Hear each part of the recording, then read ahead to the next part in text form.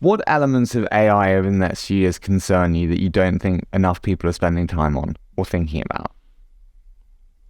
I think the biggest problem, and this is where it shows that I'm very European, is that we don't know what's in those large language models, and that we really should, and we sort of have a right to know as well. Like, what did you train your model on? What can based on that, I can make a decision on whether I want to use it for a specific use case. And I would be very much in favor of some regulation that actually say, hey, you need to disclose these things about your large language model in order to be able to allow the general public to use it. Because then they can know. I'm just playing devil's advocate. Do we have a right? Like, when you go into a restaurant, do you have a right to know where every single ingredient is from? You know, you could argue, hey, no, you don't. If you don't like it, go to the other sandwich shop.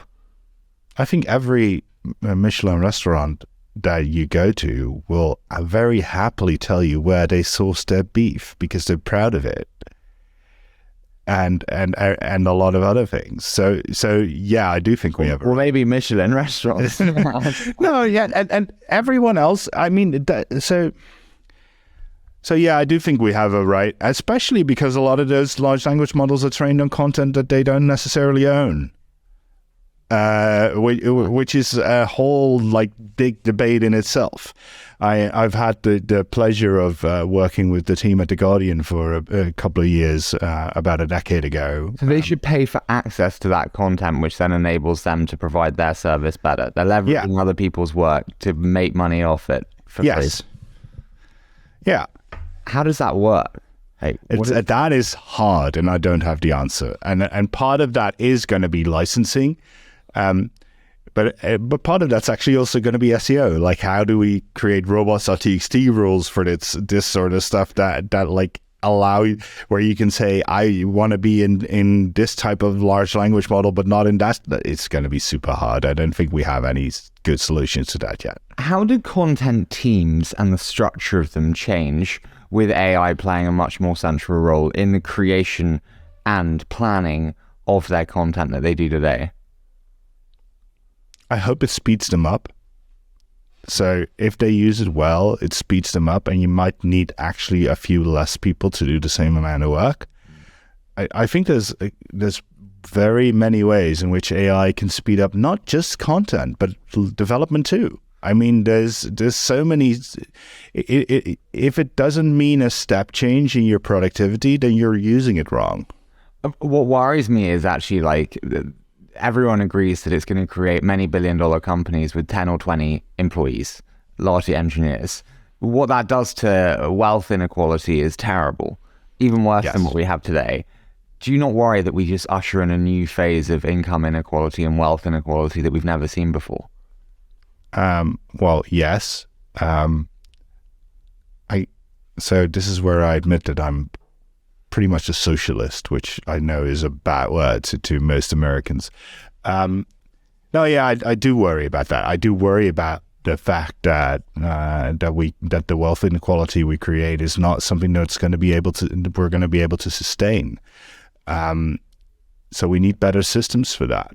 And I also worry about how do we even make this understandable to politicians at some point? Like, are they going to be too late at the point where they start regulating this, where we've already gone past everything that they could fix? What is that point of being too late when it's already in the hands of consumers and bluntly there's riots on the streets when you take it out? That's a good question.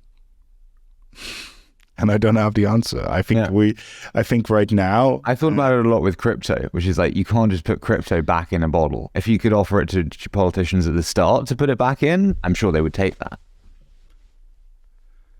Yes. I do think this is different from crypto, to be honest. I think this... big words. I think this has a bigger impact on society than crypto will.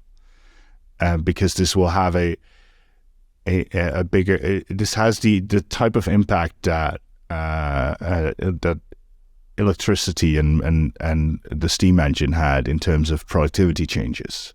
So you don't. So that's fascinating. So you don't think that bluntly the funding hype is overhyped? You think this is justified? You think this is a fundamental platform shift like mobile was? And of course, of course, the funding hype is overhyped. I mean, but that it always is. But it's also because a lot of money has to go into it, and we have to try a lot of different things to figure out which ones work.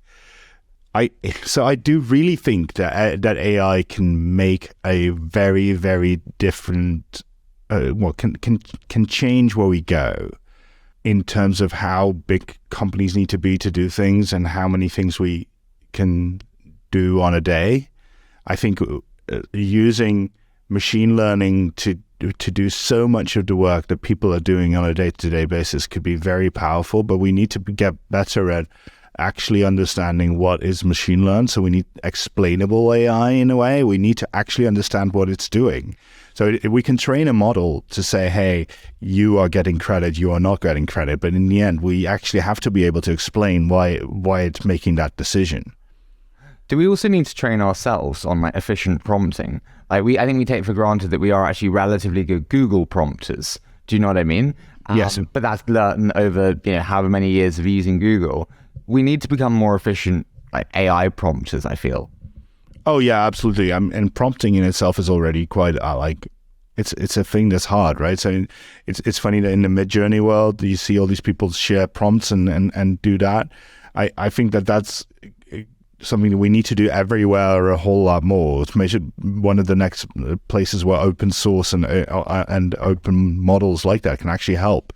And you need to give it a lot of context. You need to really be aware of what you want it to do. It needs a bit of a developer mindset, but you don't necessarily have to be a developer for it. You mentioned how it changes development cycles.